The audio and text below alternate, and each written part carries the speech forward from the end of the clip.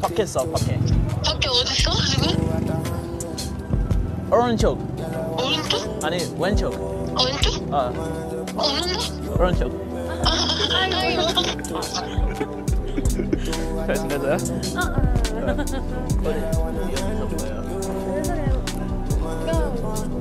갈게. 앞이 너무 예뻤는데? 추워? Man, boss driver here, brothers, and the ladies, and the haters that are most definitely watching. Yeah. So, I know I haven't been haven't posted in a while. You know, I've just been sitting back, busy doing other things, but chilling and watching the feeds come in, you know, all the drama, all the anger, all the hatred, because brothers are making moves overseas. I'm seeing brothers link up in Thailand, brothers making moves in the Philippines, brothers out there moving out heavy in you know, Brazil and all that stuff. You know the hot spots.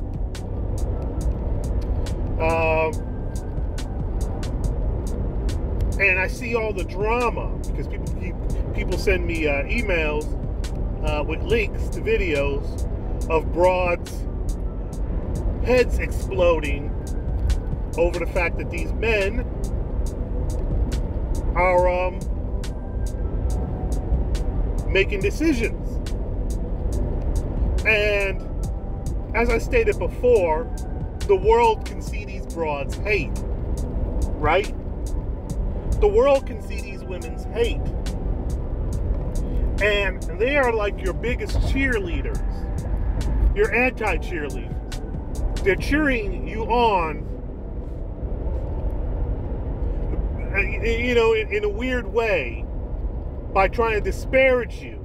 They're making such a big deal out of it that it's going to be on the nightly news in Thailand, on the nightly news in the Philippines, in magazines, in newspaper articles. It's already online. They're already writing articles about it, but they're going to have like newscasters and they're going to be doing documentaries on it. But one thing you passport bros need to understand is, what is a passport bro? I stated before in the last video, it is a black man who's traveling overseas, who's making that his lifestyle. No disrespect to any other group of men, but you are not a passport bro. And what's happening with you brothers with these other groups is you can get your movement usurped, because they'll drown you out with the whole passport men's movement, where it was never really a passport men's movement. And people are attaching, who are not black, attaching passport, hashtag passport bro, to their videos, to their articles, to whatever it is, TikTok, Instagram, whatever it is. You know, piggybacking off the work you put in. You're the one taking the slings and arrows. And they'll take and get the benefits off of that shit. You got to be aware of that. They are not passport bros. They don't understand the space that you are coming from. People didn't give a shit that Billy Bob was going overseas, decades in, decades out, laying pipe to whatever he's laying pipe to overseas. They didn't care that Frank was going overseas doing what he was doing, wifing up something from Asia or from Africa or from South America. They didn't give a shit because that was expected. They were used to that. They're not used to black men doing it in heavy numbers. And now that you are getting that shine, that heat, that energy, that blowback from broads here in the States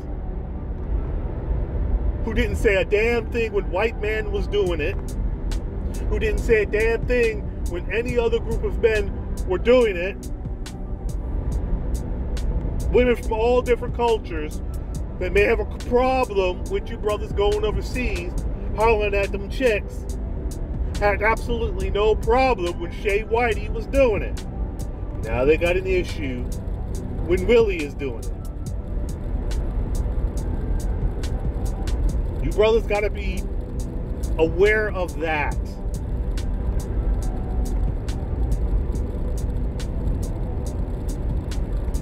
Brothers, you also have to understand, like I stated before, these women are your cheerleaders. These broads out here hating on you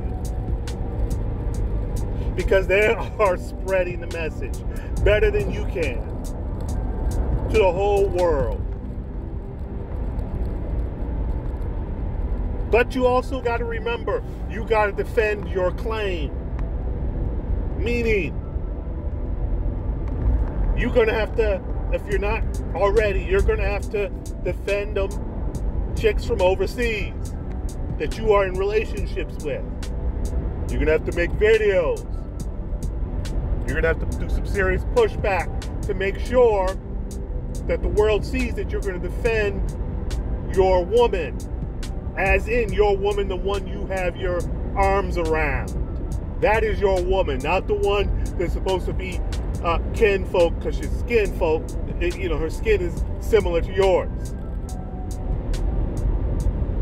Brothers, you gotta understand that you are now playing chess. This is not checkers. This is chess. You gotta think multiple steps ahead.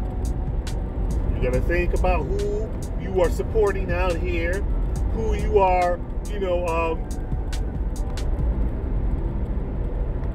promoting, and putting in front as your leaders of your movements. Because not every dude who's out here cheerleading for you or who's explaining for you that they are cool with what you're doing, they understand and they're spreading the message. They're not really, not all of them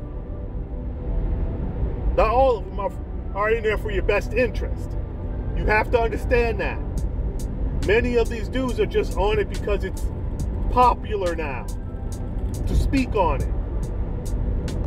Because when it was popular for that whole black love movement that folks was trying to reignite through the body of Kevin Samuels,